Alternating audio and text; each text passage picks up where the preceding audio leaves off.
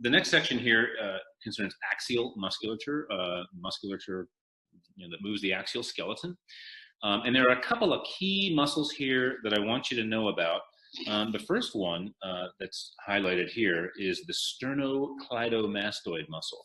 Sternocleidomastoid because it attaches down low to the sternum, and the clavicle, cleido is standing in for clavicle here.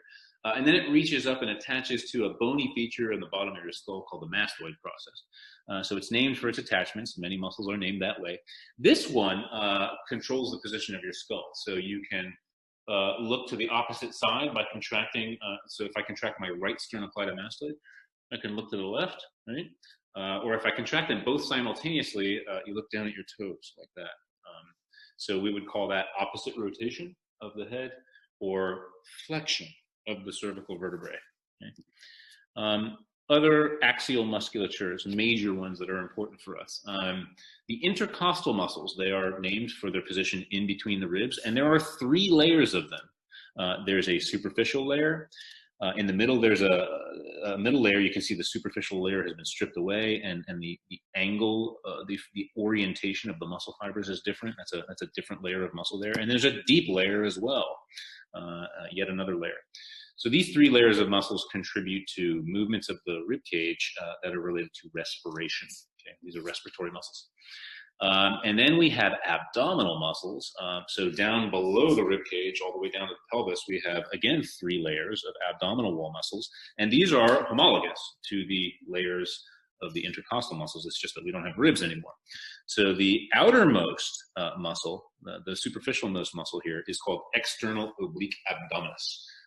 External because it's all the way on the outside, and oblique because the fiber orientation is angled. It's not horizontal. It's not in the sagittal or frontal plane, but rather at an oblique angle. And then there's another layer below that in the middle, and then there's an even deeper layer down here. And then as you strip down the outermost layers and get down to the deep layer of abdominal wall muscles, you see a strip of muscle right down the middle on either side of midline.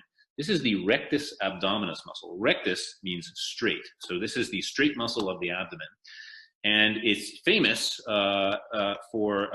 it's famous as a muscle that you hypertrophy, that you enlarge by working out, doing sit-ups, right?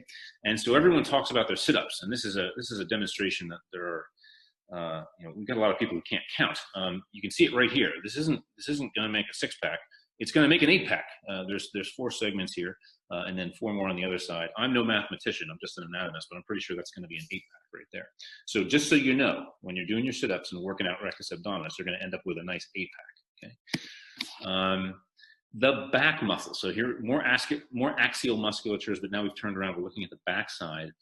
And there's a deep layer. We're going to go from deep to superficial now. There's a deep layer, and that's shown in the middle section of the slide here. This deep layer of muscles, these control the posture, particularly the vertebral column in the head. So these are deep back muscles that control, they control the posture of the vertebral column. They keep you erect when you want to stand up, etc. The middle layer of muscles, all the way over on the right end of the slide here, there's these little slender, thin layers of muscle that are also involved in respiration. Obviously, I'm missing a layer here. There's a superficial layer. I've left that out because the superficial layer of back muscles, turns out they're for controlling the upper limbs.